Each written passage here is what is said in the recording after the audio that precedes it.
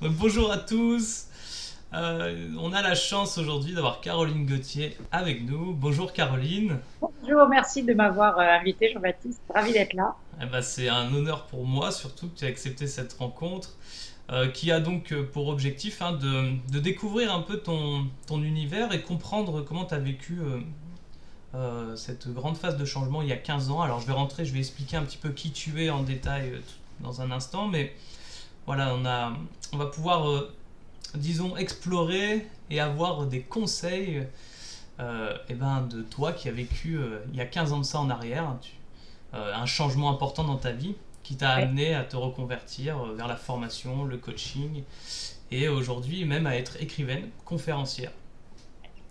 Et donc tu vas nous expliquer un petit peu tout ça pour nous donner des pistes, des clés pour comprendre comment réussir sa reconversion.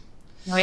Super. Alors je me permets, je vais pour te présenter juste te lire la façon dont tu te présentes toi sur internet qui est très complète à mon sens et que j'avais vraiment envie d'utiliser. Alors, je lis. Aujourd'hui Ouais. dirigeante d'un organisme de formation en management et en communication, formatrice, animatrice de stages de développement personnel pour particuliers et écrivaine, Ouais. c'est après un puissant éveil énergétique à la naissance de ta première fille, de 12 ans, Mhm. que tu vas changer complètement de vie. Mhm. Alors, cet éveil t'a fait basculer d'une femme mentale et analytique Ouais. vers une femme pleine d'émotions et de sensibilité. Ouais. Un tsunami intérieur et extérieur non contrôlé a tout déconstruit, ce qui ne t'appartenait pas, et t'a conduite pas à pas sur le chemin de ta féminité perdue. Alors tu Mhm. vas nous expliquer tout ça. Oui, bien sûr. Après, Euh, ouais. oui, je t'écoute. Je continue, continue, continue. Après une longue traversée de tes blessures les plus profondes, tu as pu suivre l'élan de ton cœur et de ta terre intérieure. Et tu es donc passé d'un statut de femme doctorante en économie, Oui. cadre et salariée, Ouais. à la création de ta propre activité. Aujourd'hui, tu Oui. es entrepreneuse et donc tu t'es lancée en parallèle dans l'écriture d'un roman. Alors, Au nom du corps, que je présente tout de suite, qui est un Ouais. roman vraiment, un roman initiatique et passionnant. Alors, c'est Charline, l'héroïne de ce roman. Alors, on se doute qu'il y a un petit peu de toi là-dedans, on imagine, beaucoup. Ouais. Mais c'est pareil, tu pourras nous en parler si tu le souhaites. Ouais, bien Euh, sûr. Tu écris également des articles et des poèmes qui témoignent de cette transformation. À ce Ouais. propos, tu as donc un blog dans lequel on peut découvrir à la fois des vidéos, ça c'est la chaîne YouTube que tu as, où tu lis des poèmes qui sont très très beaux, et tu as également, tu crées un journal mensuel, Oui, ma magazine, oui. Mhm. un magazine mensuel dans lequel tu fais des témoignages de personnes qui sont en reconversion et qui pourraient donc aider en fait d'autres personnes qui sont en questionnement, en Ouais. changement. C'est Sur le ça? blog au nom du corps.fr, oui, effectivement, il y a un magazine mensuel gratuit, Mhm. voilà, où les gens témoignent de cette reconversion et de ce qu'ils ont traversé pour arriver à changer de vie. Mhm. Aujourd'hui, donc, tu allies donc tes expériences d'économiste de ta première partie de vie Ouais. et tes 15 années d'expérience en développement personnel pour faire ton activité actuelle. Euh, donc c'est une alliance entre la spiritualité, le développement personnel et le côté très pratique et réaliste du monde concret, le marketing, l'économie. Et c'est vrai que toi, ton business, il est aujourd'hui sur le web, quoi, en partie, enfin, je Il pense. est sur le web et puis surtout, il est en interaction entre effectivement tout ce monde intérieur et émotionnel, sensible, spirituel, avec le côté pratique et business. Parce que souvent, ce que j'ai remarqué, c'est que les gens de la spiritualité, de la thérapie, etc., ont un petit peu du mal à structurer ou avoir une orientation business, mais on est obligé de l'avoir un petit peu pour pouvoir vivre bah, de ses passions, quoi. Ouais. Donc ça, c'est un côté. De l'autre côté, il y a des gens du business qui manquent un peu de cœur, de corps et d'énergie et de spiritualité ou de sens, en tout cas. Mhm. Et moi, je me trouve un peu à l'intersection des deux, puisque ça fait partie de mon chemin. Au départ, c'était une cassure entre ces deux mondes, et aujourd'hui, je les marie, en fait. Je relie et je montre que c'est essentiel de les relier. Voilà, c'est un peu à cet endroit que je me positionne, on va dire. Ah, c'est formidable. C'est vraiment. Quand tu dis ça, on sent qu'il y a un équilibre quoi, entre deux Oui, opposés. exactement. Alors peut-être pour parcourir un petit peu ton, on va dire ton parcours, Ouais. Voilà, on peut dire comme ça. Est-ce que tu peux nous expliquer ce qui s'est passé pour toi il y a 15 ans en arrière, quand tu étais encore cadre salarié, docteur en économie dans ton entreprise, et qu'est-ce qui s'est passé au fond de toi? Ouais. Ben, je pense que pour expliquer ça, je pense qu'il faut revenir un peu en arrière, c'est-à-dire dans le monde de mon enfance plutôt, parce que ça va permettre de comprendre ce qui s'est passé quand j'ai eu à peu près 33 ans ou 32 ans, enfin, en tout cas à la naissance de ma première fille. Euh, c'est que moi, enfin, et la plupart d'ailleurs, je pense, des gens sur Terre, hein, c'est pas que moi, on vit, on est que émotion, on est que sensibilité, en tout cas pour ceux qui sont sensibles, et la plupart des enfants, je crois, le sont. Et je crois que j'avais une telle sensibilité, c'est-à-dire que je ressentais les arbres, je ressentais les gens autour de moi, je ressentais tellement de choses que quand on tombe dans un monde qui est un petit peu, entre guillemets, violent, comme l'est le monde occidental, avec bah, des choses à la télé qui sont un peu violentes ou des choses qui sont difficiles à vivre à l'école, on nous met dans des boîtes, etc., etc., que finalement, je me compare je sais pas, comme le nerf d'une dent cassée, quoi. C'est-à-dire que là où on est une corde de violon qui devrait être effleurée, c'est comme si quelqu'un nous faisait dessus en permanence un gros blanc qui à chaque fois, au lieu de nous effleurer, nous blesse, quoi. Et j'ai fini par tout couper parce que je pense que c'était trop difficile pour moi. Et puis parce que j'avais des injonctions de réussite dues à l'éducation que j'ai reçue, c'est-à-dire bah, il faut travailler, il faut bosser, il faut s'enfermer, faut être brillant, il faut être parfait, etc.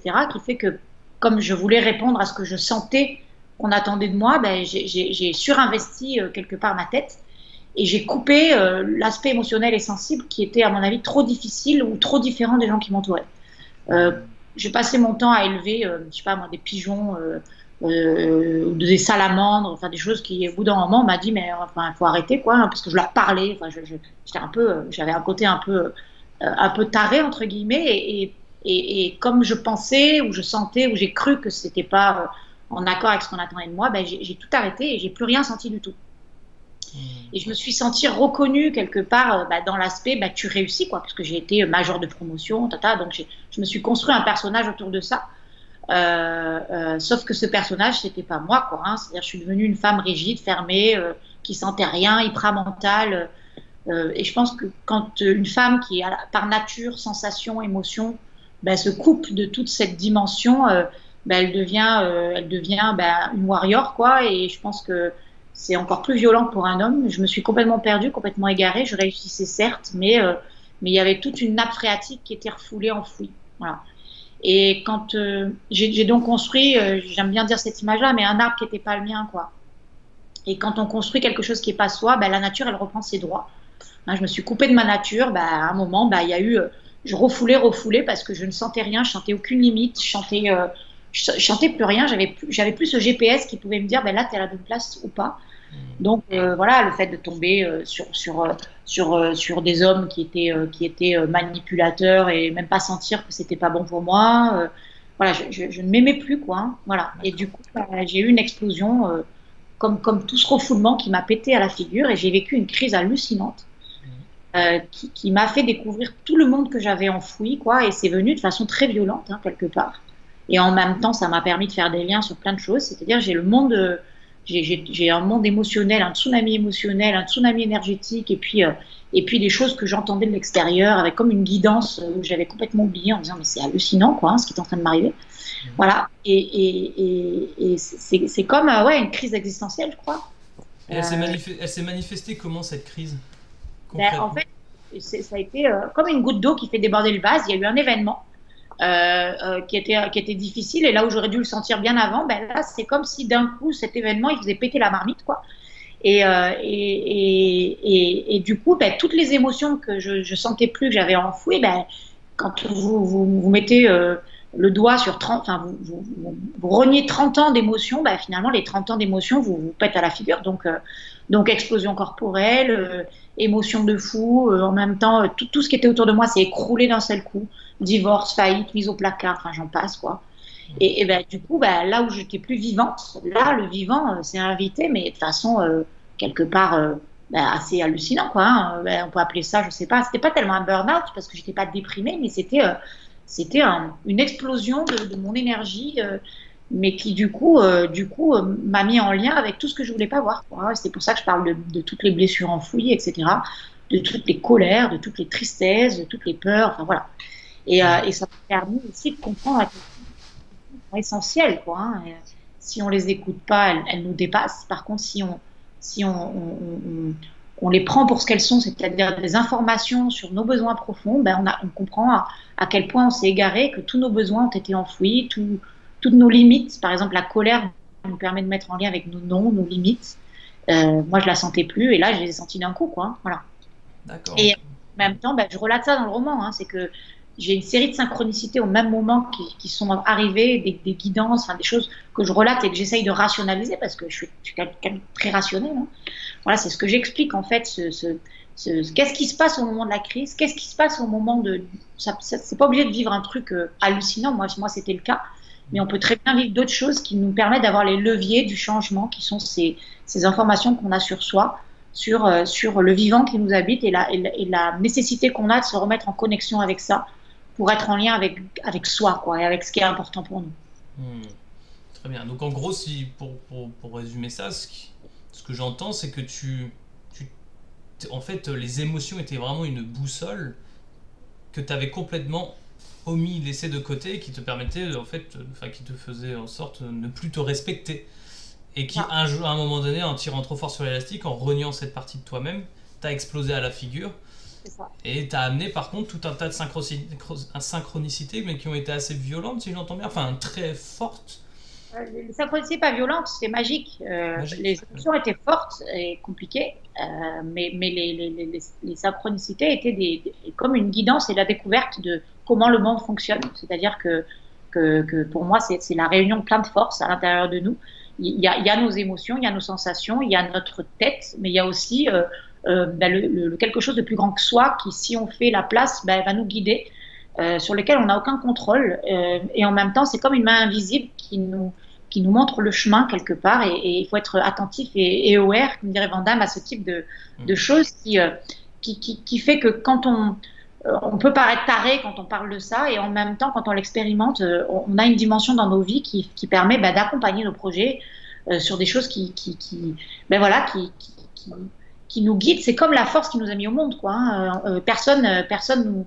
Enfin, je sais pas, il n'y a aucune volonté mentale qui a décidé qu'un jour le spermatozoïde et l'ovule allaient se rencontrer pour te faire naître trois Jean-Baptiste. Il y a quelque chose au-delà de nous. On l'appelle comme on veut, c'est pas la peine d'être mystique, hein, mais c'est la force du vivant qui anime les étoiles, les fleurs, les arbres, toi, moi, tu vois. Et cette force-là, on l'appelle comme on veut. J'ai pas envie de mettre un terme dessus, mais en tout cas, elle est en dehors de toute rationalité, de toute volonté analytique. C'est quelque chose qui nous guide. Si on est à l'écoute de ça, quelque part, on est en lien à la fois avec ce qui nous fait vibrer, mais aussi avec quelque chose qui a beaucoup plus de sens que ce que la société nous dicte aujourd'hui.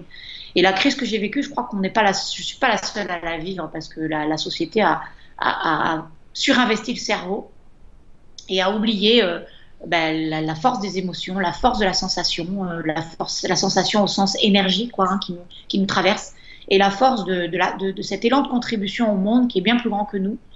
Et voilà, et à occulter ces éléments fondamentaux, quoi. Donc aujourd'hui, je pense que la crise, elle est mondiale, elle est économique, elle est interne, elle est là juste parce que c'est que de l'amour pour nous, quoi. Elle est là pour nous dire, vous avez oublié plein de dimensions, quoi. Ok. Il y a une question qui me vient parce que souvent dans un moment de changement comme ça, où tu quittes vraiment une pièce pour entrer dans une nouvelle pièce, il y a des peurs qui s'installent. La peur du regard des autres, la peur de la perte d'argent, etc. Quel conseil tu donnerais, toi, à des femmes ou des hommes qui sont dans une situation où ils ressentent quelque chose dont ils n'ont pas l'habitude à laquelle ils n'ont pas l'habitude de se connecter, et qui génère une espèce de peur? Le souci majeur, c'est que fait que dès qu'il y a une émotion désagréable, on a une stratégie, entre guillemets, qui est la stratégie de survie, qui est je me protège. Donc quand on sent quelque chose, plutôt que de s'ouvrir à cet espace qui normalement est une formidable levier de changement, y compris la peur, et j'expliquerai ça après, on a la stratégie de de fermer pour pas sentir la peur, pour pas sentir la colère, pour pas sentir la tristesse et pour rien sentir du tout. Et du coup, les stratégies, c'est soit je fuis, soit je crie, soit j'essaie de dominer l'autre, soit j'essaie de dominer la situation en essayant de contrôler le truc, soit je me soumets. Mais si vous regardez le geste qui accompagne en fait cette stratégie de protection, c'est toujours une stratégie de fermeture et de contraction qui comprime en fait l'énergie plutôt que la laisser être. Je pense que le premier conseil, c'est au contraire ouvrir et voir l'information que cette émotion va nous donner. Et la seule chose à faire, de mon point de vue, pour instiller le changement, c'est un mouvement alchimique, c'est-à-dire être conscient et ouvert à la vibration qui nous habite à ce moment-là, qu'elle soit la peur, la tristesse, la colère. Parce que là, on va être prêt de transmuter ce qui est en train de se passer dans la plus grande force qui soit. Hein. Derrière la peur, si vous avez peur de faire quelque chose et que vous fuyez le truc quelque part, vous grandirez jamais en conscience, quoi. C'est la seule issue, c'est de la traverser. On ne crée pas un arbre sans vibration, sans émotion. Une graine, quand elle pousse, elle a besoin de pousser la terre, les cailloux, elle va sortir de terre et puis peut-être que cette graine, la pousse qui va sortir va ressembler à rien. Moi, j'aime bien te citer l'exemple moi, j'étais par exemple un pommier au milieu d'un champ de figuiers. Donc, la première fois, j'ai construit des figues, quoi, parce que c'est ce qu'on attendait de moi, jusqu'au jour où la nature a détruit le figuier, puisque forcément, je suis une pomme, donc ça ne peut pas être en lien avec la nature, quoi. Hein. Mais quand vous faites pousser la pomme au milieu d'un champ de figuier, que tout le monde regarde cette pousse et dit qu'est-ce que c'est cette merde, quoi. Parce qu'effectivement, quand on la sort, elle ressemble à rien. Il y a tous les gens majestueux qui ont créé des buildings de figuiers et vous sortir une espèce de minable pousse qui ne ressemble pas à tout ce qui est autour de nous, quoi. Mais tant que vous n'avez pas la force déjà de sentir que c'est vraiment votre nature et qu'on est obligé de démarrer par quelque chose de petit avant que ça soit grand, vous n'arriverez jamais à faire grandir ce pommier si vous n'êtes pas capable d'assumer le fait que vous n'êtes pas à la hauteur, que ce que vous êtes en train de pousser ne ressemble pas à tout ce qu'il y a autour de vous, etc., etc. Et on ne dépasse la peur que parce qu'on réitère pas à pas chaque jour cette chose qui est nous, mais qui est peut-être pas tout à fait construite aujourd'hui.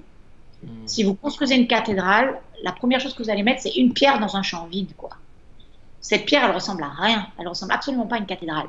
Mais si vous pensez qu'à chaque action que vous allez faire, vous avez l'impatience de croire que dans la minute, ce que vous allez faire comme action va faire que ça ressemble à une cathédrale, à chaque fois, vous allez replier le chemin parce que vous pensez que vous n'êtes pas à la hauteur, parce que vous avez fait c'est de la merde, parce que on vous juge à côté et que tous les figuiers vont dire mais regardez-moi cette horreur, quoi, ça ressemble à rien. C'est sûr que vous allez rencontrer des gens qui vont vous dire ça.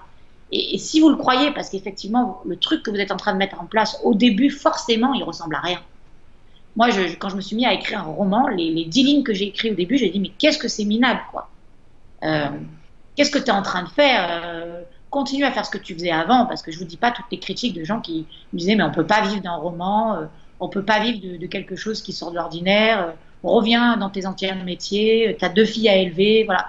Et si vous écoutez ça, forcément, si vous écoutez la peur de ne pas être à la hauteur et si vous écoutez le jugement des autres, forcément vous allez vous arrêter en chemin, quoi.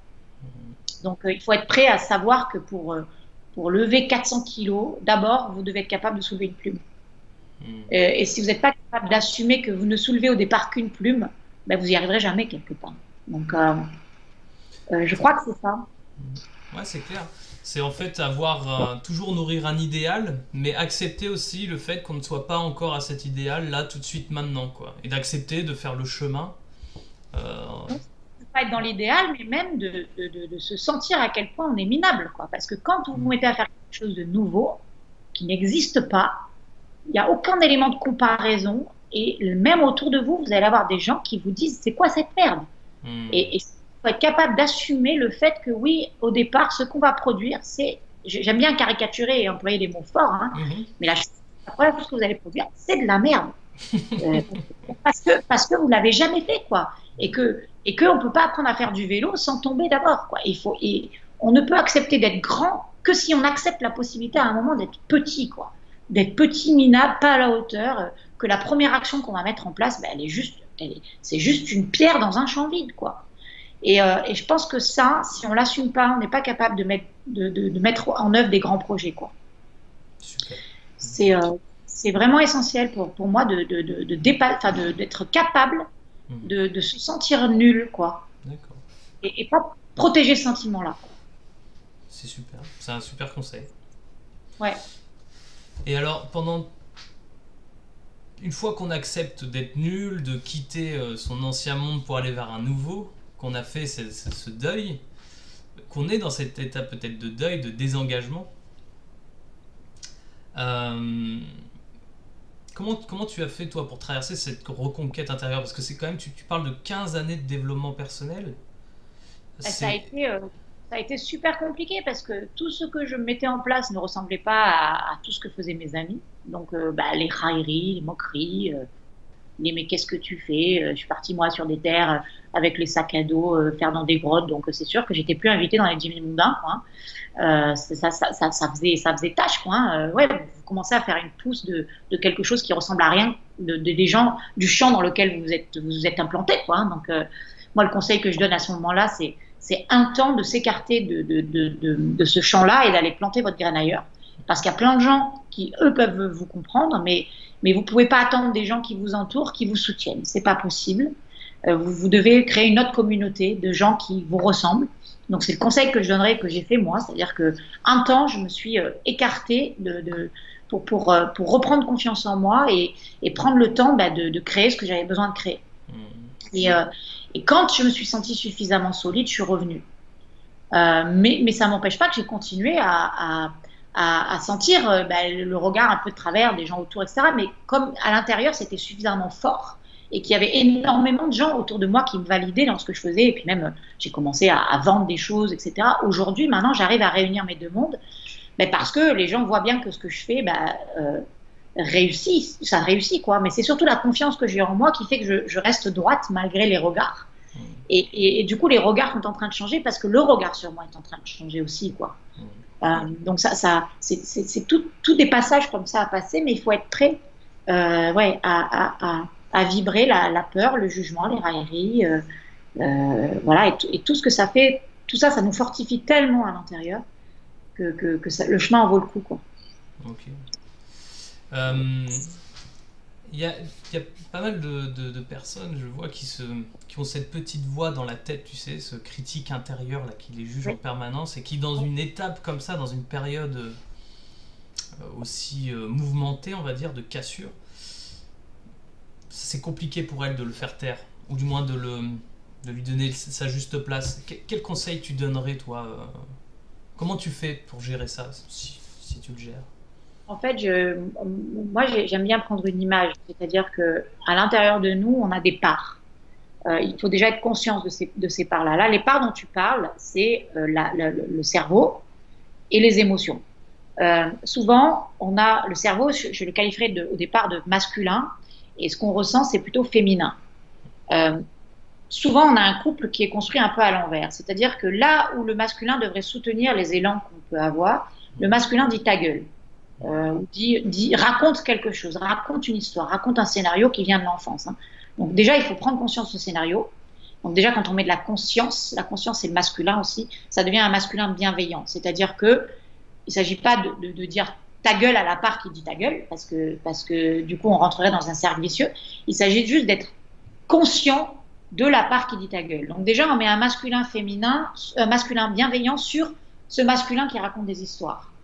Et ça calme en fait, ça calme cette part-là qui cherche à protéger quelque part, hein, en disant tais-toi. C'est un mécanisme de protection, c'est un espèce de gardien. Quand on y met de la conscience, on prend conscience du scénario. Et finalement, le scénario finit par un peu se taire, c'est-à-dire que ce qu'il faut comprendre, c'est que cette part-là, elle a un besoin de protection. Elle est là pour nourrir un besoin de protection.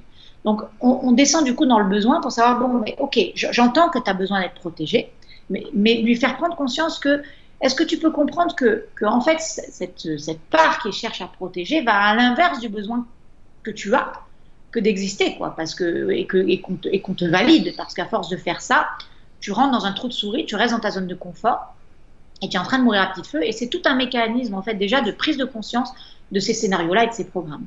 Et ensuite, on va faire passer, quand on fait taire cette part de scénario qui protège, on va pouvoir être au plus près des émotions. Souvent, ce gardien-là qui dit tais-toi, il est juste là pour être la stratégie, tu sais, qui empêche de vivre le moment, quoi. Et en fait, là, il s'agit d'accompagner la conscience de ce qui se passe à l'intérieur de soi à ce moment-là. Et c'est là où on rentre dans l'espace émotionnel douloureux, parce que si le gardien arrête de dire tais-toi, etc., il y a besoin d'habiter en conscience toutes les émotions qui naissent, qui est tu n'es pas à la hauteur. Qu'est-ce que ça fait à l'intérieur de toi quand tu n'es pas à la hauteur? Oui, je sens un vide, je sens une part toute petite, je vois une petite fille qui est en train de pleurer, je vois que je suis minable. Ok, et qu'est-ce que ça fait à l'intérieur de toi? Ben, j'ai peur, je suis triste. Et quand on commence à rentrer dans cet espace de l'émotion, c'est une vibration en tant que telle qui est jamais vide, qui est jamais petite, c'est une vibration. Et là, on va commencer à pouvoir être accompagné, à mettre du masculin bienveillant sur ces blessures-là. Et les blessures vont pouvoir changer. Et du coup, l'énergie de qui tu es va pouvoir émerger pas à pas. C'est pas un chemin facile. C'est comme, vous savez, tu sais, comment dire, le prince charmant qui passe la forêt et qui a besoin de rencontrer tous les dragons qui sont dans cette forêt avant d'aller délivrer la princesse. La princesse, c'est l'énergie, c'est l'émotion, c'est la vibration, c'est la graine de ton arbre, quelque part. Et on a besoin de retrouver ce masculin bienveillant qui soutient nos élans sans dire ta gueule à tous les élans, quoi. Et c'est là où moi, en fait, j'aide à reconstruire les couples intérieurs, hein, à travers les formations que je fais, pour déjà prendre conscience, c'est quoi ce masculin prédateur qui dit ta gueule à ce féminin soumis, féminin qui n'a pas d'autre choix que d'exploser pour se faire entendre. Hein, moi, c'est ce qui s'est passé, c'est-à-dire que les émotions ont explosé parce que j'avais ce masculin qui comprimait tout ça, quoi. Et ensuite, on va mettre un masculin qui va accompagner ça main dans la main pour arriver à porter la graine, à la faire sortir, hein, plutôt qu'à chaque fois, non seulement l'écraser, mettre un pied sur la graine qui pousse, mais on va encore pire, pousser à créer quelque chose qui n'est pas sa graine, quoi. Ça, c'est être dans un masculin qui est pas OK, mais qui est dû à l'éducation de la société et à tout ce qu'on nous a fait croire. Là, le masculin, c'est le soleil qui va à un moment venir soutenir cette graine, l'aspirer, hein, aspirer l'énergie. Le féminin, c'est la sève qui monte, c'est le désir, c'est la vibration. Et le masculin, c'est le soleil qui va venir donner envie à la graine d'éclore et de naître, quoi. Donc, comment est-ce que je fais pour construire cet arbre-là en alliance de tous les éléments qui me composent? Le masculin, c'est l'air et le feu, c'est-à-dire la spiritualité, la conscience et le mental et l'action. Et le féminin, c'est l'émotion, la sensation, c'est-à-dire la terre et l'eau et la graine. Donc, comment est-ce que je fais pour marier tout ça plutôt que ce soit des éléments qui se battent en duel, quoi. Voilà. C'est toute cette reconstruction qu'on a besoin d'opérer en ayant conscience de tous les éléments qui, de façon naturelle, sont des éléments contraires, comme le féminin et le masculin, mais complémentaires. Et nous, notre job, c'est de réunir ces éléments-là, de mettre de la conscience pour plus que ces éléments-là se battent en duel. La nature le fait très bien. Il y a des éléments en conflit. Le feu et l'eau sont en conflit, mais n'empêche qu'ils arrivent à nous faire un monde merveilleux. Nous, en tant qu'humains, on a besoin de relier tous ces éléments à l'intérieur de nous, avec de la conscience. Génial. Voilà, moi, je pars dans du délire dès que tu me mets sur ce terrain-là. Non, mais c'est génial, c'est super, parce que c'est plein de métaphores qui sont tellement parlantes, métaphores et en même temps des comparaisons à ce que la nature fait de plus simple. Et alors moi, il y a une question qui me vient, c'est celle des hommes dans tout ça, parce que les hommes, c'est vrai, finalement, moi je vois aucune différence entre les hommes et les femmes dans ce que tu décris. Non, il n'y en a pas. Il y en a pas. Enfin, il y a une nature quelque part quand même. Oui. C'est-à-dire que la femme, elle vit quelque chose que les hommes ne vivent pas. C'est-à-dire les menstruations, c'est-à-dire les femmes sont au plus près de leur corps, beaucoup plus que les hommes. Hein, et les hommes sont naturellement beaucoup plus dans la conscience, dans l'action, dans la mentalisation. C'est juste une nature. Après, on peut être plus féminin que masculin. Mais par définition, les femmes dans leur corps sont beaucoup plus ancrées compte tenu de ce qu'elles vivent chaque mois, quoi. Elles ont des menstruations que les hommes n'aiment pas, elles accouchent, donc du coup, elles sont forcément en lien, normalement, beaucoup plus avec leurs sensations et leurs émotions. Et leur rôle à elles, c'est quelque part de faire chuter Adam. Hein. C'est-à-dire que si Adam a croqué la pomme, il a bien chuté de ce paradis-là masculin qui est en l'air, et il fait descendre l'homme dans son... Elle a pour rôle de faire descendre l'homme dans le cœur et dans l'espace des sensations. C'est une porte, quelque part. Et de la même façon que l'homme est une porte pour aider la femme à ne pas rester dans ses émotions et sa terre, mais la faire monter, quoi. l'alliance masculin-féminin, elle est une alliance de nature, quelque part. Hein. Et c'est pour ça, enfin, moi après j'adore utiliser les symboles religieux, mais on a enlevé Marie-Madeleine du couple du Christ et Marie-Madeleine. Hein. Pourtant, Marie-Madeleine, elle est habillée de rouge, c'est le sang de la vie. Elle est au pied de la croix parce qu'elle a ce rôle d'encre. Et lui, il lui met la main ici parce qu'il l'aide en fait à transcender dans son corps toutes les 7 démons, hein, c'est-à-dire les 7 chakras, c'est-à-dire qu'il l'aide à alchimiser, à transmuter toutes je dirais les démons qu'elle a dans l'intérieur du corps, hein, mais le démon dans le sens blessure. Et c'est là où on a besoin du masculin qui met de la conscience sur les blessures. Si j'ai que du féminin en moi, je vais être envahi par mes émotions. Le masculin, lui, va aider à mettre un axe là-dessus. Sans axe, je suis perdue, je suis dans le gloup, quoi. Moi, dans ma vie, j'avais mis trop d'axes. J'avais trop de masculin et j'avais fait péter le féminin. Mais ça peut être l'inverse. Il peut y avoir un féminin beaucoup trop envahi. Il manque de structure, il manque d'axe, il manque de direction. Je ne sais pas où aller, je n'ai pas de sens dans ma vie. Et je passe mon temps à pleurer. Il y a des femmes qui sont comme ça, qui pleurent toute la journée, on ne sait pas pourquoi. Voilà. Il y a pas de mettre du masculin à ce moment-là. D'accord. On est normalement dans une plus féminine. Moi, j'étais inversée. On peut s'inverser. Hein, mais l'idée, c'est de retrouver cette alliance à l'intérieur. Ouais, c'est ça. C'est un juste équilibre, que ce soit chez les femmes, chez les hommes, entre le masculin et le féminin qui les habite, quoi. Par nature. Ouais. D'accord. Et alors, lorsqu'on se reconnecte finalement à son féminin, à son masculin, qu'on retrouve du sens après une cassure, qu'on est dans cette période de renouveau, on va se reconnecter aux expériences de la matière, à trouver sa voie, sa mission de vie. Ouais. Quel conseil tu donnerais à quelqu'un pour réussir à savoir s'il est dans le bon chemin, ou plutôt même comment se mettre en action? Comment réussir à reprendre la confiance? Parce que c'est vrai qu'on peut la perdre, la confiance, quand on est dans une phase d'introspection, de regard intérieur, quand il s'agit de repartir à l'aventure, entre guillemets, c'est comme ça que je le visionne. Quel conseil? Comment tu as fait toi, et qu'est-ce que tu conseillerais aux gens qui sont là-dedans? Pour moi, il faut allier la structure et la vibration. C'est-à-dire qu'il y a beaucoup de gens qui sont dans une vibration. Enfin, déjà, quand on part dans un rêve, on a un moment, waouh, on a une énergie de fou, quoi. J'ai mon rêve, ça paraît juste génial. Et puis au moment où on l'incarne, ce rêve-là, c'est là où on se confronte à la matière, l'énergie n'est pas du tout la même, quoi. Donc il faut être conscient de toutes les balises qui existent sur ce chemin. La première balise, c'est forcément tu vas sentir un mouvement de contraction parce que du monde de l'idée, tu descends dans la matière et forcément l'énergie n'est pas du tout la même, elle est beaucoup plus dense, beaucoup plus lourde. Donc ceux qui ont l'habitude de rêver, s'ils ne sont pas capables à un moment de savoir qu'il va falloir que tu te fasses chier quelque part, hein. C'est-à-dire si tu n'es pas capable d'avoir un minimum de discipline, de volonté, c'est pas la peine, quoi. C'est-à-dire qu'il faut arrêter d'être dans le monde de oui, qui fait croire que tu lances une intention, c'est bon, demain matin tu vas la réaliser, quoi. Il y a beaucoup de gens aussi qui sont dans ce monde de rêve et qui ont un projet à la seconde, qui sont super créatifs, etc. Mais dès qu'il faut mettre un peu de discipline, il n'y a plus personne, quoi. Donc, notamment, beaucoup de gens je suis dans le moment présent, le machin, alors ils captent un monde de fous, hein. Ils reçoivent des guidances, des trucs comme ça, mais dès qu'il s'agit de mettre du masculin, de structurer le truc, il n'y a plus personne. Et le masculin, là, devient vraiment essentiel. Mais un masculin qui se met au service de qu'est-ce qui me fait vibrer, avec la conscience qu'il va y avoir des moments de contraction. Toi, tu n'es pas venu au monde sans que ta mère ait des contractions et qu'elle ait des douleurs, hein. C'est pareil pour accoucher d'un projet. Tu ne vas pas accoucher d'un projet avec un truc où il y a plein de pâquerettes autour. Tu vas te faire chier, quoi. Et si tu n'es pas capable de le faire, tu ne vas pas y arriver. Et après, c'est comme la graine qui pousse, il y a des cailloux, il y a des trucs, il y a des gens qui jugent. Voilà, je dois être conscient que la terre, il faut la pousser, quoi.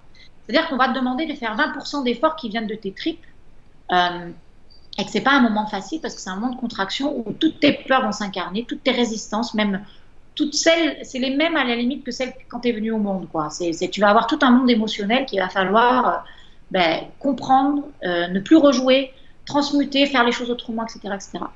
Et surtout, il faut avoir un sens, c'est-à-dire une direction à 5-6 ans, hein, qui nous redonne la motivation de dire ouais, mais ne pas être impatient de ce qui va se passer, parce que la plupart du temps, les gens ils décident et puis il faudrait que ce soit prêt dans un mois, quoi.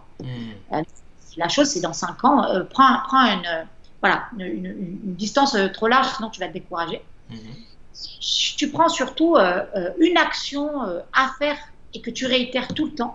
parce que les gens ont tendance à s'éparpiller en faisant une multitude de choses. Donc, il y a la gestion du temps, avoir la gestion du temps et des priorités, ce que j'appelle. C'est-à-dire que la plupart du temps, nous, on gère l'urgent et le pas important. Alors que ce qu'on doit mettre en place, à la limite l'important mais le pas urgent. Et on le fait jamais, l'important et le pas urgent. Et ça, il faut le planifier, quoi. Il faut le mettre.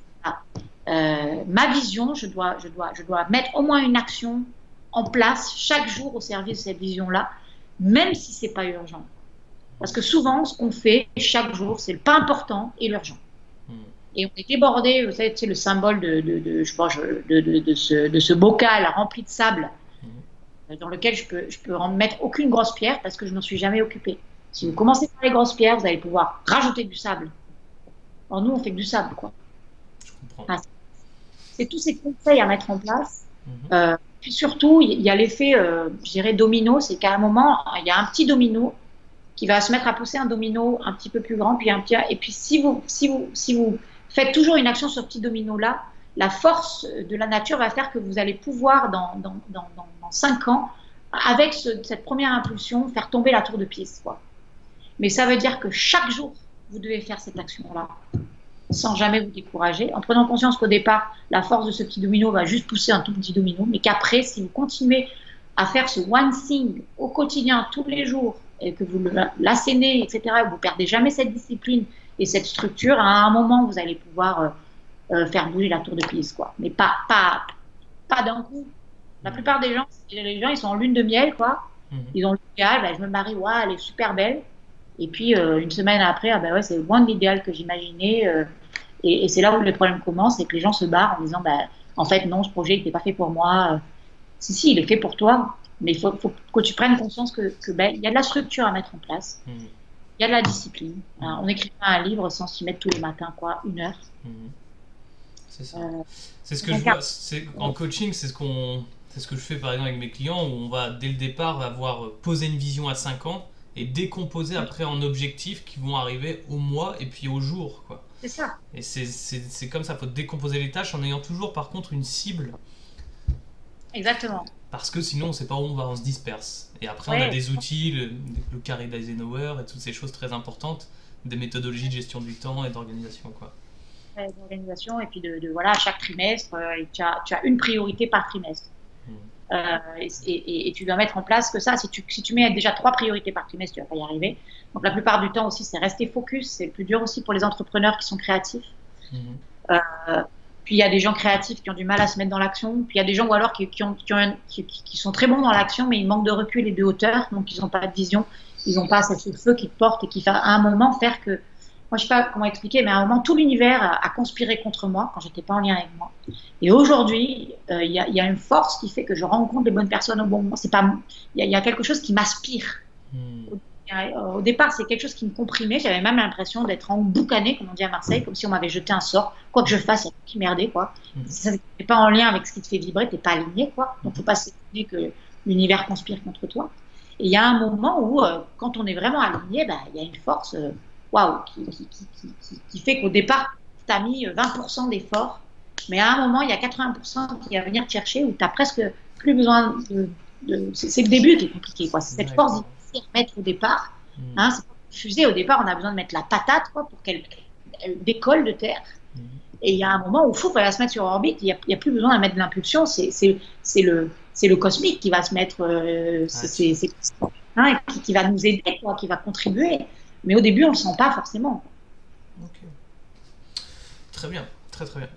C'est très bon conseil. Alors, maintenant que on s'est reconnecté, on a poussé la fusée, on a poussé la voiture, la poussette pour la démarrer dans la côte. Maintenant qu'on se lance en tant qu'entrepreneur ou peut-être juste dans un nouveau métier, mais plutôt parlons du coaching et de ce qui te concerne, la formation, le coaching, c'est ton métier, ton entreprise.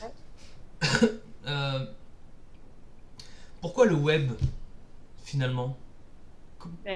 Moi, le web, c'est parce qu'en fait, c'est un formidable outil de lien qui permet en fait de mettre en lien les gens, de bâtir une communauté de gens qui partagent les mêmes valeurs en un temps record, quoi. Encore une fois, mais encore est-il qu'il faut l'utiliser à bon escient, c'est-à-dire le web est un formidable outil pour faire du marketing, alors dans le bon sens du terme, parce qu'il y a mauvais et bon marketing.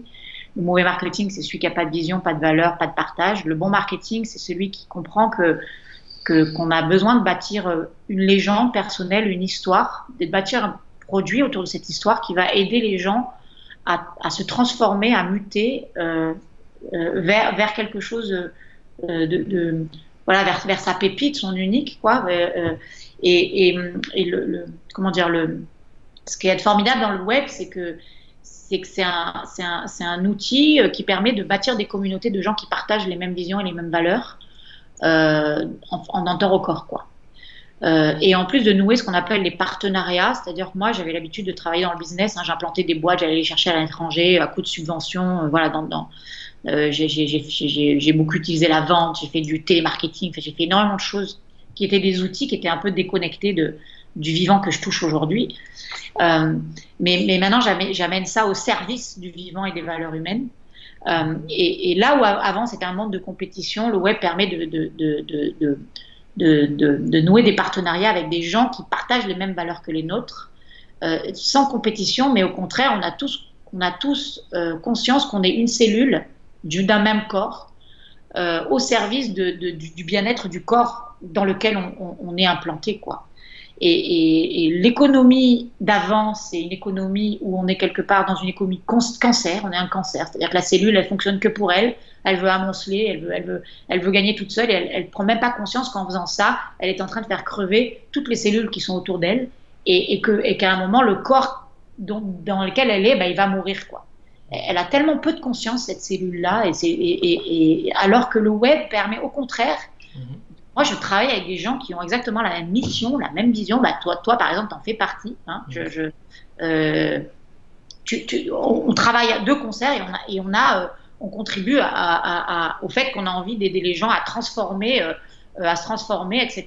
Et on va pouvoir être partenaire sur des actions. Mais t'es pas quelqu'un que je cherche à bousiller parce que tu fais la même chose que moi, quoi. Tu vois, et ça, la nouvelle économie, les jeunes d'aujourd'hui, ceux qui arrivent sur YouTube, etc., ont la parfaite conscience de ça. Et moi, je suis entourée de gens qui ont exactement les mêmes types de produits que moi, hein. C'est des produits de transformation, de changement de vie, etc. Mais je travaille avec eux parce que je sais qu'ils auront une façon d'en parler qui n'est pas la même que la mienne. Je peux promouvoir même des gens sur mes listes de mails qui vont peut-être me piquer des clients, mais c'est même pas ils piquent des clients, c'est je sais qu'ils vont avoir un langage qui va peut-être plus parler que moi, ils ne monteront pas dans ma barque, mais ils monteront dans la tienne. Et que ce qui est plus important, c'est que le monde change, quoi. C'est que que les gens soient heureux, que les gens arrivent à faire ce qu'ils aiment, quoi. Et ça dépasse la vision de je veux gagner tout de suite, hein. C'est une vision beaucoup plus long terme, et je sais qu'à long terme, je serai gagnante, quoi. C'est la conscience qui me permet de ça. Je sais qu'à long terme, cette qualité, ce lien de partenariat avec les gens qui font les mentors avec lesquels je suis, etc. À long terme, ça va être payant pour moi, voilà. Parce que le corps dans lequel je suis est un corps en pleine santé, et les cellules avec lesquelles je travaille sont des cellules en pleine santé, et c'est pas des cellules que je cherche à zigouiller pour gagner plus d'argent, quoi. Super. Et alors, les mentors, les personnes, comment tu t'es formé finalement à cet univers qui est pour beaucoup très compliqué, surtout à un certain âge, on se dit Internet c'est loin de moi, me mettre sur un site, un blog, c'est compliqué. Toi tu l'as fait, mais tu étais à l'aise avec ça à la base ou c'était... Pas du tout, je ne savais pas créer un blog, je ne savais rien faire du tout, quoi. Après c'est toujours question de pas à pas, c'est vrai qu'il faut un peu mettre les mains dans le cambouis, mais chaque jour, des actions un petit peu quotidiennes, on y arrive, et c'est surtout un truc qui m'a permis d'être illustre inconnu je vends plus de 600 romans par mois, et ça, il n'y a que le web qui le permet. J'ai pas d'éditeur, personne ne me contrôle, je fais que ce que je veux. Et voilà, moi, je sais que j'avais au départ envoyé ce livre à un éditeur, personne n'en voulait, quoi. Voilà, comme tout livre qui se respecte aujourd'hui. Et puis, j'ai dit, mais qu'est-ce que je fais, voilà. Et puis, j'ai commencé à écrire 2-3 poèmes sur Facebook, et d'un coup, j'ai vu que c'était partagé. Et puis, j'ai commencé à voir que Facebook, il y avait une possibilité de booster un peu les poèmes en mettant 5 € par jour, au lieu de faire, tu sais, des affiches que tu colles qui te coûtent une blinde et que tu colles sur les voitures, où tu te fais chier à faire des actions dans des trucs. Je voyais que là waouh, ils étaient tout de suite partagés, faisaient le buzz. Parce que c'est un truc en réseau, c'est toujours pareil, ça multiplie une action. Une action fait que c'est partagé, partagé, partagé. Il n'y a que le web qui permet un truc pareil, quoi. Et voilà. Et donc, du coup, j'ai dit, oui, il y a un truc. Et puis, j'ai commencé à voir qu'il y avait des formations sur le net qui existaient. La première à laquelle me suis inscrite, c'est celle de Sylvain Carruffel, Vivre de sa passion. Et puis après, je me suis inscrite à plein d'autres parce que chacun a sa façon de raconter la chose différente. Et puis, ça match à l'intérieur de façon différente. Donc après, je me suis inscrite effectivement à l'Académie Zéro Limite de Martin Latulippe. Voilà, c'est des choses qui m'ont permis c'est une structure que j'ai mis au service de ce qui vibrait à l'intérieur de moi et de ma créativité. J'avais besoin de cette structure-là, je ne la connaissais pas. Et effectivement, quand on met de la structure, ça peut ne pas être facile. Mais quand on a de la volonté et qu'on sait que ce livre, il va contribuer à changer le monde, enfin moi, c'est ce que je sentais, j'avais vraiment envie, cet élan de contribution, d'amener mon expérience, etc. Et j'ai dit, quoi de mieux que de pouvoir le dupliquer sur le web? Et ça a marché parce que je crois que le message que j'avais vibrait suffisamment pour que les gens aient envie de monter dans ma barque. Mais ça demande une méthodologie, comment on construit sa légende personnelle, comment on met le masculin au service du féminin, quelle est ton histoire, comment est-ce que tu construis l'histoire, après comment tu crées un blog, comment tu crées une page de capture, comment tu crées un e-book, voilà, tout ça, voilà, c'est pas à pas, ça se construit. Voilà. Et effectivement, en 2 ans, moi aujourd'hui, j'ai une énorme communauté. Et je n'ai jamais douté d'une chose pareille il y a 2 ans et demi, quoi. Ouais, c'est magique. En tout cas, merci pour ce partage. J'ai juste une petite question pour terminer, pour conclure cette interview, d'une amie qui te demande ceci. Tu connais Yuval Noah Harari de Sapiens, le bouquin? Non. Ça te parle pas? Bon, c'est un anthropologue israélien qui a écrit un livre super sur l'Homo sapiens. Ah, super, tu me donneras Je te donnerai la référence si tu veux. Et donc, Yuval dit: l'histoire a commencé lorsque les hommes ont inventé les dieux. Elle s'arrêtera lorsque les hommes deviendront des dieux. Oui. Qu'en penses-tu? En fait, oui, les dieux, c'est de prendre juste conscience que la force qui fait battre mon cœur, qui fait que mon foie fonctionne, qui fait que tout ça, voilà, c'est se relier à cette force-là. Hein. On l'appelle comme on veut, Dieu ou je sais pas quoi, parce qu'il y a des gens qui supportent pas ce terme-là, mais c'est cette force de vie qui circule à l'intérieur et qui arrive à faire battre mon cœur sans que j'ai aucune volonté mentale. Et le seul moyen d'accéder à cette force-là, ce qui est paradoxal, c'est qu'il ne faut pas la chercher en dehors de soi, il ne faut pas la chercher en haut d'une montagne, il faut la chercher au creux de son ventre, parce que c'est au cœur de la sensation qu'on va pouvoir toucher cette vibration-là. La plupart du temps, les gens la cherchent dehors, cherchent l'éveil, cherchent à faire des sorties du corps, cherchent à faire je ne sais pas quoi, cherchent à aller voir un gourou ou autre, alors que c'est tout l'inverse qu'il faut faire. Le trésor se trouve au cœur de ce qu'on a le plus décrié, c'est-à-dire la sensation. Si je suis dans l'espace de ma sensation, c'est-à-dire si je suis capable, au moment où je te parle, j'ai, je sais pas moi, le vent qui va toucher ma peau, si je mets de la conscience, c'est-à-dire du masculin, sur juste cette sensation du vent qui touche ma peau, je vais être capable de connecter le mot Dieu, comme il l'appelle dans cette phrase, ou cette force-là qui anime mon corps. Et quand je suis en lien avec cette force-là qui anime mon corps, ben, on peut vivre des expériences juste hallucinantes, de se sentir complètement dans un état de plénitude absolue, et on n'a plus besoin de chercher à l'extérieur quelque chose qui vienne nous combler, parce que c'est là, quoi. C'est juste là. Et c'est tellement simple, en fait, qu'on a compliqué énormément les choses, parce que ça, effectivement, être dans l'espace de cette sensation demande de traverser toutes les émotions dont je parlais au départ, de difficultés, parce qu'on ne nous a pas appris on nous a plutôt appris à dire ta gueule à ce qu'on sentait plutôt que l'habiter pour être dans cet espace du senti, qui au départ peut être très douloureux, mais qui nous donne notre plein de puissance et notre carburant. Hein, c'est ce qui permet de mettre de l'essence dans la voiture, quoi. C'est la sensation, la vraie clé. Mais pas la sensation comme une fleur, parce qu'elle est en lien avec cette sensation naturellement, et du coup elle ne se complique pas la tâche. Nous, notre problème, c'est qu'on a quelque chose en plus de la fleur, on a notre cerveau, et tant mieux, et on a la conscience, et tant mieux, sauf qu'on est tellement parti dans le monde de la conscience et du cerveau en disant c'est ça la clé, qu'on a oublié la force qui faisait pousser les fleurs. Voilà. Et aujourd'hui, notre job, c'est de mettre cette conscience et ce cerveau dont Dieu ou je ne sais pas qui nous a doté, en plus des animaux et en plus des fleurs, de la mettre au service de cette force qui anime les fleurs et les animaux, qu'on a nous aussi à l'intérieur de nous, mais dont on s'est complètement déconnecté. Voilà. J'adore, c'est dès que tu me passes une une phrase, je pars en délire Ah, c'est super, cosmico-spirituel. j'adore. On sent la vibration justement du féminin et du masculin qui sont reliés là. C'est trop bien. Bah, j'aime beaucoup. Moi, j'ai appelé mon site Métaphormosé et ce que je trouve passionnant, c'est la façon dont tu réussis à trouver des métaphores pour expliquer simplement les choses. Et ça, c'est quelque chose que j'aimerais beaucoup réussir à développer, tu vois, à travailler. Enfin voilà, tranquillement, mais je trouve ça vraiment. Je trouve que c'est la meilleure façon de transmettre, quoi. Et tu nous Ouais, transmets mon vraiment bien. côté un peu symbolique, tu vois, je fais toujours par association d'images, tu vois. Donc effectivement, c'est dans un projet, puis ça je l'explique aussi dans les formations que je mets en place, c'est qu'il y a besoin toujours de ces quatre éléments-là. C'est-à-dire la métaphore, c'est un peu un monde, le monde du feu, tu vois, où tu as des images, des symboles, des archétypes, choses comme ça. Tu as l'air qui est la structure, le savoir, l'expertise, etc. Puis tu as l'eau, c'est tes émotions, il faut surtout pas s'en couper. Puis tu as la terre, c'est la vibration de ce qui traverse la graine, tu vois. Donc quand tu mets ces quatre forces dans un projet, avec tout ce que ça peut composer, même en termes de rationalité, hein, moi je décortique bien tous ces quatre mondes, quoi. Et ben là, tu fais mouche parce que tu relis toutes les forces qui sont à l'œuvre dans l'univers, tu vois. Là, c'est passionnant. Ça me donne envie de participer à une de tes formations, franchement. J'aimerais trop en apprendre plus. En tout cas, pour vous qui regardez cette vidéo, pour pas oublier que vous êtes là et que bah moi je vous invite vraiment à aller visiter le site, le blog Au nom du corps. Merci Caroline pour ce moment de partage. Ben, merci à toi de m'avoir invité, c'était vraiment un plaisir. Merci pour ta confiance et voilà, c'est toujours un plaisir de venir un petit peu raconter cette histoire-là, si ça peut contribuer à ce que les gens puissent eux aussi se transformer, être au plus près de ce qui les fait vibrer pour ben voilà, contribuer un petit peu à un monde nouveau, quoi. Merci à tous et à très bientôt pour une prochaine interview et autres informations.